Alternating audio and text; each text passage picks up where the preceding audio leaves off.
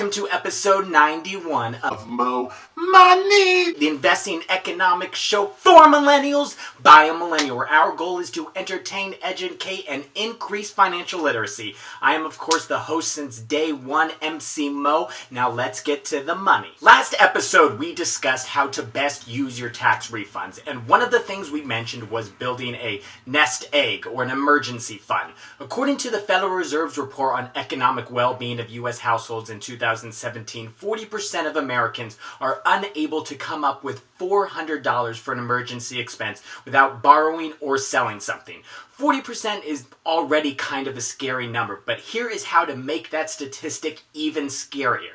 According to that report, 100 million people are fucked if they have to come up with $400 to cover an emergency. That really puts into perspective how alarming that statistic is. Because think of all the $400 emergencies that can arise in your life. Car repairs, hospital visits, household repairs, loss of jobs, you move homes, ransom, Elton John final tour tickets, or you get a really hot tip on a penny stock that is going to pop 20,000% in 6 months. It is clear you cannot live your life hoping that you'll always be prepared for when these expenses arrive. Or when they do arrive, just say, fuck it, I'll just put it on my credit card. Because instead of paying for it with the money from an emergency fund that has compounding interest, you'll be trying to pay back a credit card that is compounding your ass deeper and deeper into debt every month. So let's get to this week's episode, how to create the optimal emergency fund. First thing you will need to do is make a budget, because without a budget,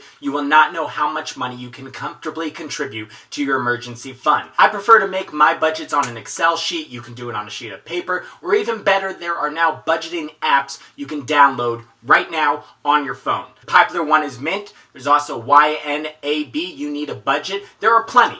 Not having a budget is probably the most negligent thing that you can do with your money. So if you don't have one, pause this video before you go any further and make one. Now if you have one, let's continue. Second, now looking at your budget, whatever you have left over should be going towards an emergency fund.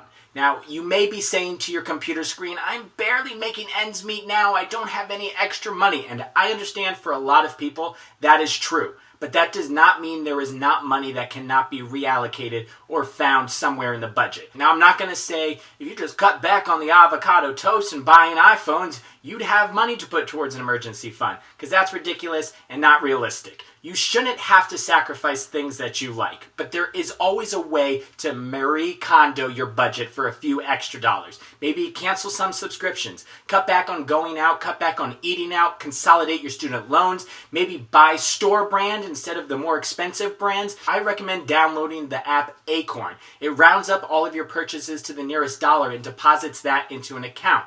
At the end of the month, that could add up to an extra $15 to $20 that you can put towards an emergency fund. Third, keep your emergency fund accessible, but do not mix it with your daily bank account, because even if you're the strongest of willed, you'll eventually mess up and spend it. Under your mattress also is not a good place to keep your emergency fund, unless you are a drug dealer that needs to be able to pick up and go in a moment's notice. Put it in a real bank account. An online bank account is an awesome place to start an emergency fund because their accounts have much higher interest rates than your local bank. Online accounts can be as high as 2.3, 2.5%, while regular savings accounts have an average of around 0.1%. That's not worth your time for an emergency fund. Ally is a popular online savings account. Synchrony and American Express Personal Savings are others. When it comes to safety, people get weary about an online bank account, but they are insured by the FDIC, just like any other bank account, making them just as safe as your local bank. Now, also, I want to mention something that I wouldn't suggest and I didn't want to bring up, but I've seen people asking about it, so I want to breach the topic. Some people who want more than 2 to 2.5% on their savings, it's been suggested to invest your emergency fund into the stock market. Now, the stock market is liquid. It is easily accessible, meaning you can sell stocks Monday through Friday and get your money within 2 to 3 days. It's not like trying to sell your car or your house for money. It's quick and it's easy. The stock market has been a great place for returns on your money, but it's also notably been a volatile place for your money at certain times. If you lose your job because the economy is bad and you need to tap into that emergency money and it's in the stock market, boom, double whammy. If you are really feeling the need to juice your emergency fund, instead, may I suggest just getting a second job. Nothing big, a little part-time job. But if you don't even have time for that and you want to put it into stocks, you really just want to do that, please, please, please, I beg you, don't do anything more than 10% of the fund. Bottom line, you'll see a lot of articles suggesting that you have 3, 6, an entire year worth of expenses in your emergency fund. That can be intimidating, especially if you have 0 months of expenses saved. Remember, 3 to 6 months is the end goal. It's not the starting point. You're not going to have that money saved with a few paychecks. It is a financial journey to reach that point. But if you start now, you add consistently every paycheck, every month, you'll be there before you know it.